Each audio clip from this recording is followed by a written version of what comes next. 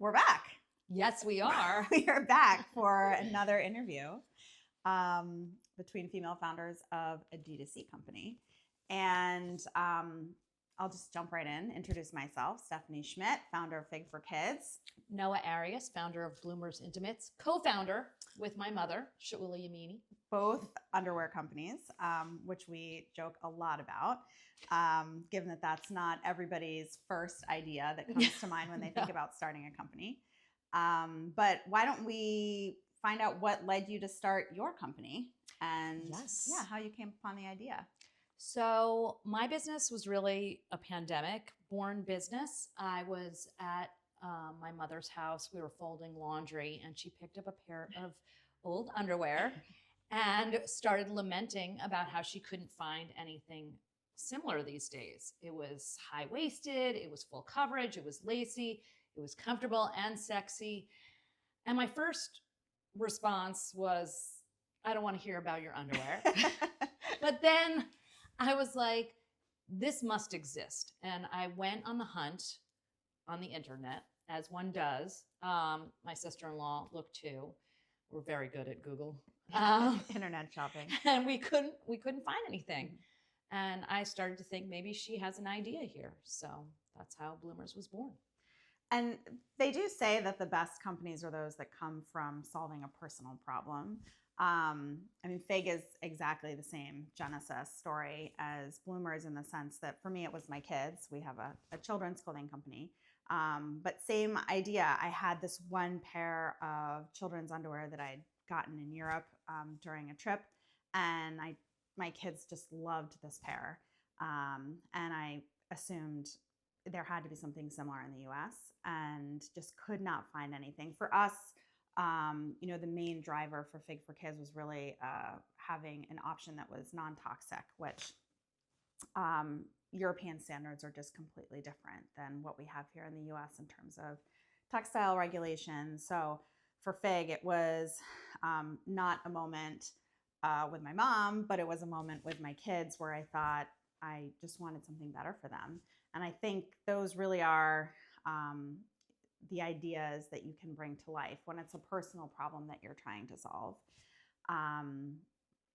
Do you feel like with Bloomers, it was easy to jump into? What were sort of the original obstacles that you felt like you faced taking a concept to a business? And was there an aha moment where you said, okay, this is a problem, let's be the ones to solve it? Or was it more sort of gradual over time where you felt like you kind of organically moved into just founding a business because you were, lack of finding the product somewhere else yourself?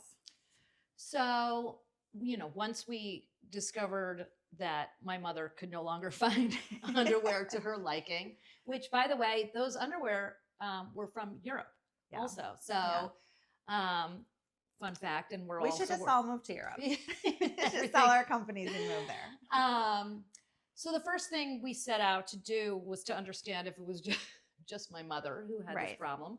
And we created a survey and we sent it out and got responses from like 100 of our closest friends and family. And what was interesting to see was it wasn't just women my mom's age that were having this issue. It was also my friends, after you have a baby or your body changes as time goes on. And with that, so do your lingerie needs. Yeah. So I had a lot of friends who were done with thongs, but didn't want panty lines. And so we first started with market research to see if there was a real need. And, one of the biggest challenges, I have a background in marketing, which is great for a D2C business. My mom was in technology, so she's really in business management and knows about investing and raising funds. But neither of us were fashion designers. Right.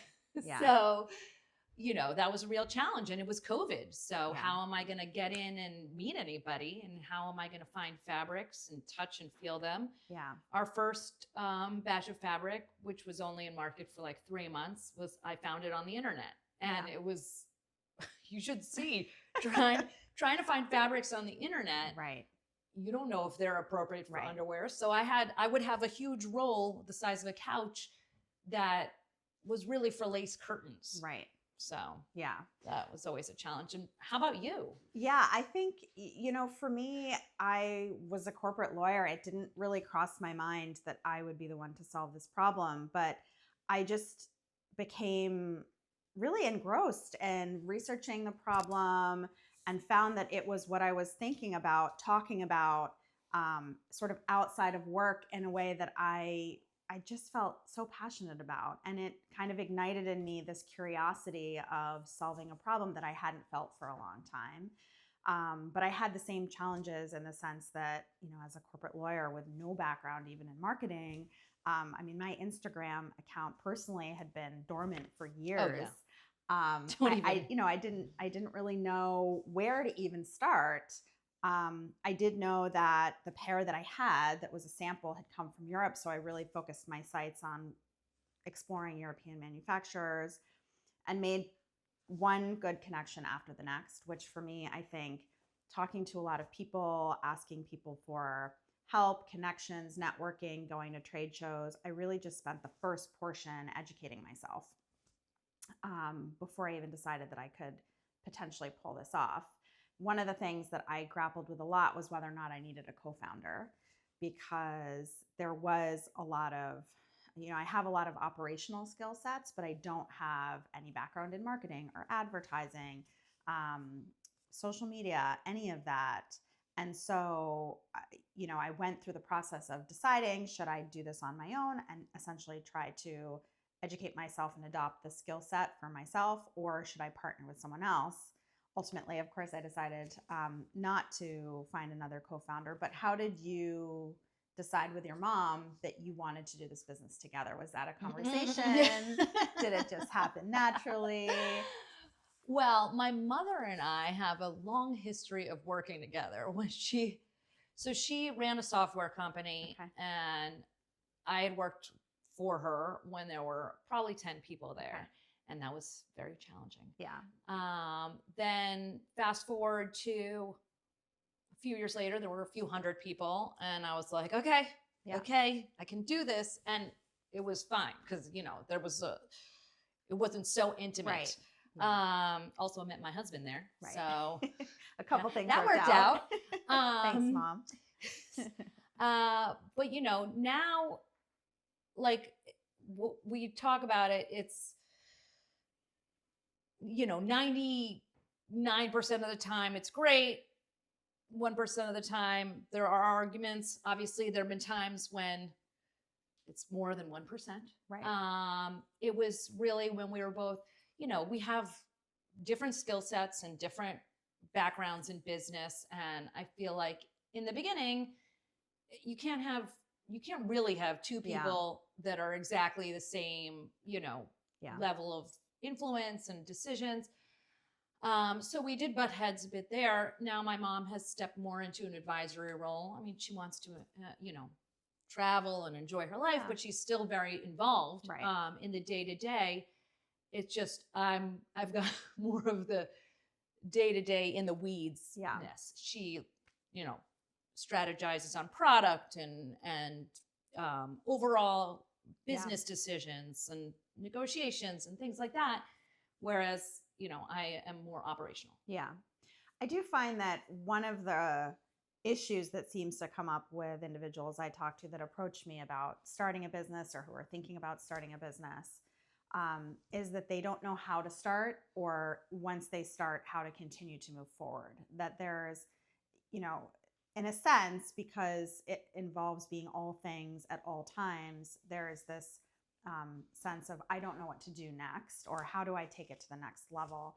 Did you find that having a co-founder helped you sort of execute on the idea faster, where the two of you were able to make decisions a little bit quicker because you were complementing each other's skill sets? Or did you feel like it was holding you back because you couldn't decide things independently on your own? How does that sort of play out with? I would say having a co-founder helps you validate your decisions and move forward. I am, more of the trigger finger knee jerk, let's move forward. And my mom likes to sit back and revisit decisions and, you know, analyze them. But, you know, sometimes moving forward too quickly is a fault. Sometimes thinking too much is a fault. So I guess it balances out. You know, in terms of, I think now it's more about having, you know, an operational partner rather than a co-founder. You know, as I said, my mom's more high level and product development. So my dream, and I have hired people to help me out with the day-to-day marketing operations, but to have somebody like as invested as you, working as hard as you would be just I know. It becomes a little bit more of a forcing function with some things. And how was it for you? I think that's one of my biggest challenges at Fig, because I don't have that forcing function of someone saying, we need to get this done. We have to do that. I'm a mother of 3. My husband's also an entrepreneur. We have a puppy now. I have aging parents that I'm helping out with. You also are very involved in the school. I am involved, you know. Absolutely. I may have played a tennis match this morning. So you want to have a life. My priorities are, you know, all over the place. And I think it really requires extreme, I guess, focus and, you know, determination to run a business on your own, because you have to be the one to say this has to get done and it has to get done by this date and time, or this has to be the priority now. These other things can't come into play. You don't have a manager. You don't have a co-founder or employees who are pushing you to be constantly, you know, moving forward. And so you are the one to be responsible for all the things. And that, I think, when you have all these other responsibilities and people relying on you outside of that role, it's really tough. I do find that I do a lot of time blocking, so that's useful for me. That's been one of the tools that I've used. I know, you know, that works for some people, it doesn't for others. And I think having something that I naturally think about, whether I'm sitting at a desk or not, helps, because I can be driving the car thinking about what am I going to do on the podcast. I can be, you know, making lunches thinking about what my social media strategy is going to be. And so I am always thinking about Fig and Fig's future, whether or not I'm sitting at a desk. And I think if the idea wasn't something I cared that deeply about, I wouldn't be doing that, and it probably would fall flat. So having that product problem that you're trying to solve be what motivates you, I think is critical when you're deciding, is this something I'm going to be able to do for the next 5 or 10 years? You have to actually really care about solving that problem. More than that. Yeah. You know, you have to love the idea. You have to love the space that you're in, more than the title of being a founder or the job of being an entrepreneur. I think you really have to be intrigued by and have a curiosity for what it is that you're working on. And that becomes the motivation to do the work. But it comes with a lot of challenges. What have you found are sort of beyond setting up the business and then trying to scale it? What have been for you sort of the most challenging moments? Or do you have a funny story, maybe even of something that came up where you thought, this is it? Like, oh my God. I mean, there are challenges every day. Yeah. Literally today. Right. You know, when we first, and now it's coming into play again with the tariffs and shipping. When we first created our big production of 6,000 pairs of underwear, I had no idea how one gets that from or how many boxes that is. You can't even conceptualize it. No. So we had, you know, we put in the order. I didn't know there's such thing as a forwarder. And you would work with a whole company that does this every day for a living and make sure you're paying tariffs, which I don't want to pay, but I have to. Yeah. So we had this shipment, and our manufacturer had picked the forwarder. I did not know I should have my own. and the shipment arrived in Vancouver. Who knows why? Right. Vancouver. That is literally not large, not New York. And then Vancouver ports flooded, and my shipment was gone for like 2 weeks. Gosh. And I had you know, the amount of money you spend on this, especially like this was our first order. Yeah. So yeah, 2 weeks, no idea where it was. And then one day I'm at home and the UPS man comes with 22 boxes. Yeah. He's unloading into my driveway. I'm like, I don't even know where to keep this. Right. Like I don't even know what to do. But thank goodness it showed up. It showed up. And I will never do that again. Right. The rest is history. Yeah, exactly. How about you? It's funny that your story revolves around UPS because mine does as well. I feel like UPS really should just be on everyone's payroll. But for me, I had a moment where I thought, what am I doing? This is so insane. So I had my first photo shoot with Jane. And I'm fully self-funded. So I'd cobbled together essentially my daughter and a bunch of her friends from our local elementary school as our models.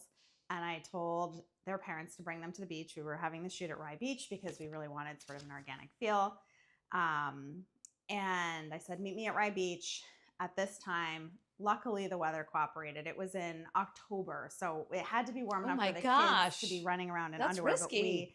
But really, in retrospect, I don't know what I was thinking, but it amazingly worked out.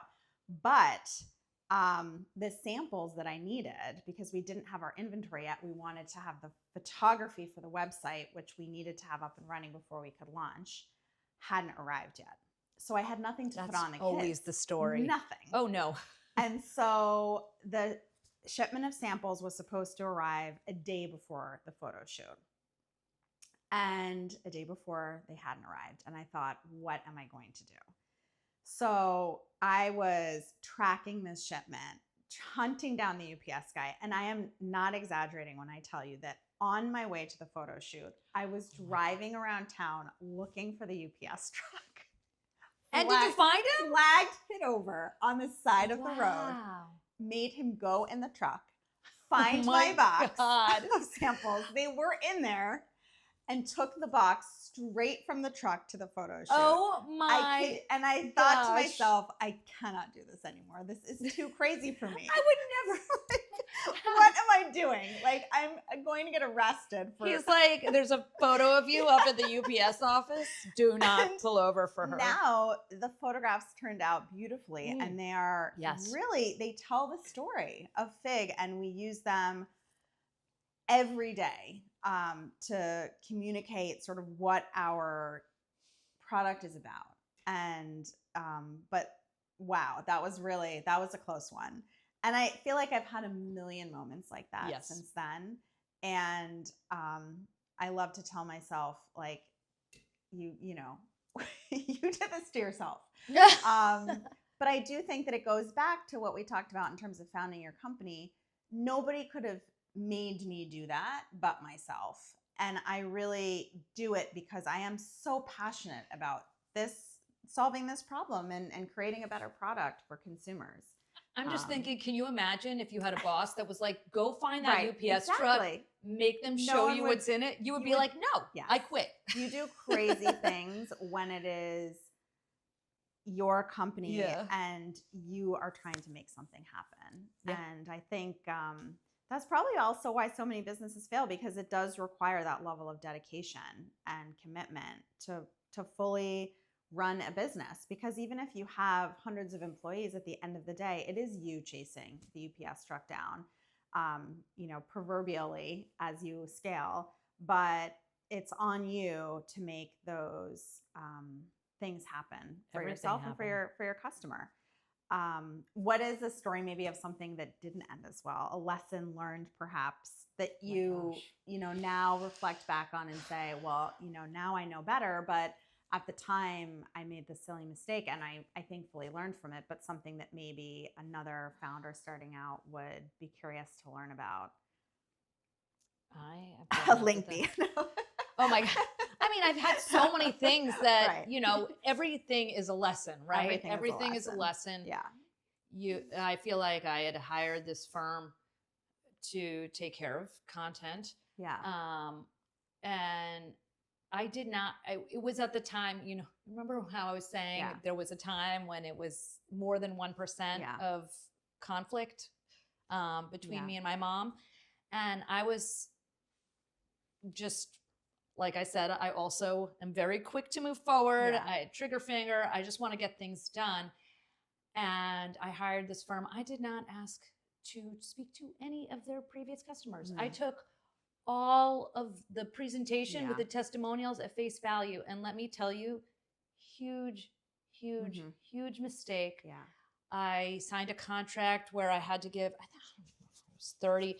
I think I had learned never do more than 30 days out. Yeah. If you have to, 60 is the maximum. Yeah.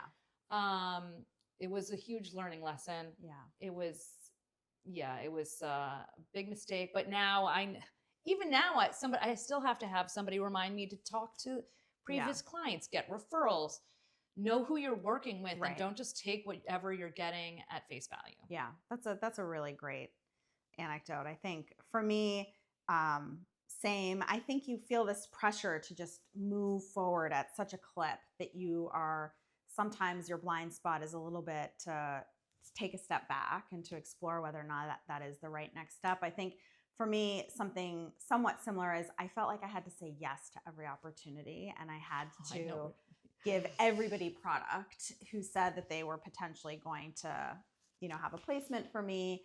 And so I gave away a lot of product in the beginning that went absolutely nowhere. I was just I just didn't know.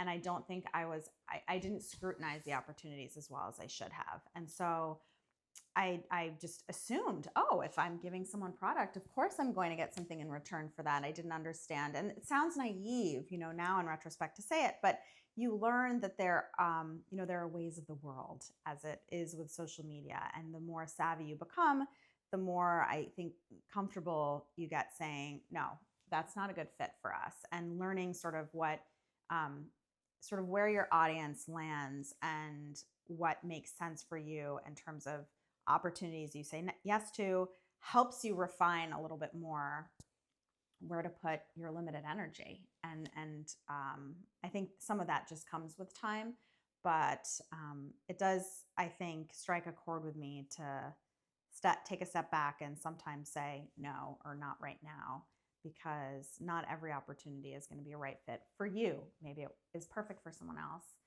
but not for you.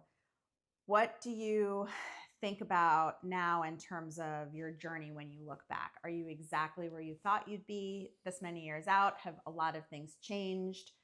Is the product the same? What sort of have you learned, and where have you had to pivot to arrive at where you are now, which is a hugely successful brand? Oh, thank you. I think I thought by this time I would be profitable. But I think one of the things you learn as you're building a business is you don't take the profit, the money from the sales and put it in your pocket. It just literally flows right back into everything you're doing.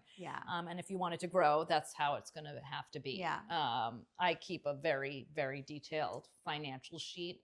And every time it's like, oh, if I hadn't bought more product, I would have, been okay this month. But how am I going to have a business if I don't have product?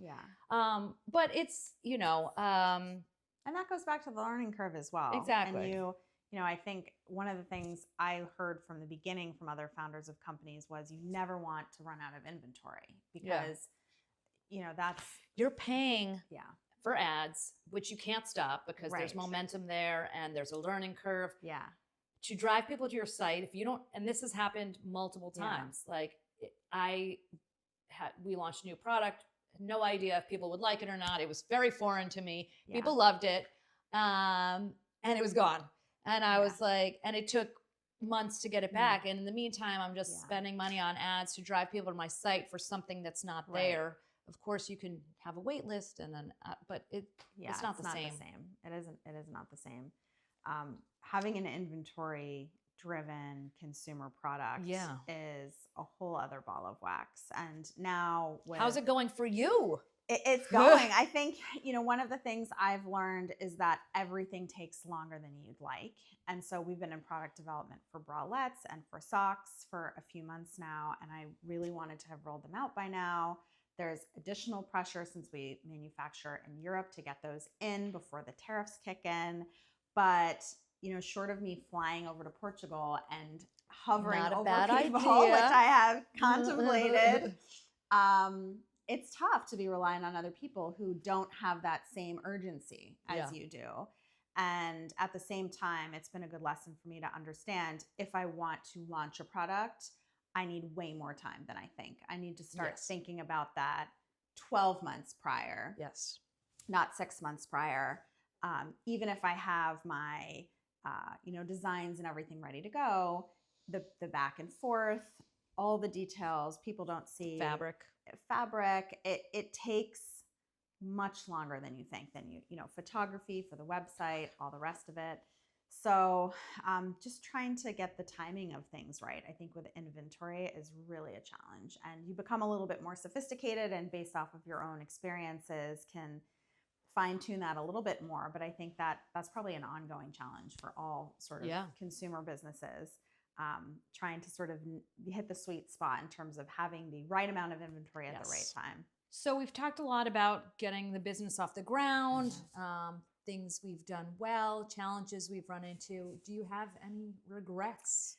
Yeah, I think the main one for me is that I wish I had just had more confidence in my idea in the beginning. I think I gave away a lot of product and I said yes to a lot of inbound requests that I probably should have scrutinized a little better because I was so uncertain about what the right fit was going to be for Fig in terms of who I was going to work with respect to our social media messaging and what influencers I wanted to sort of engage to help tell our story. And I think I knew deep down inside from the beginning what the right choices were, but I often didn't trust myself and got pitched to in a way where I second guessed myself and probably should have said, no, that's not on brand for us.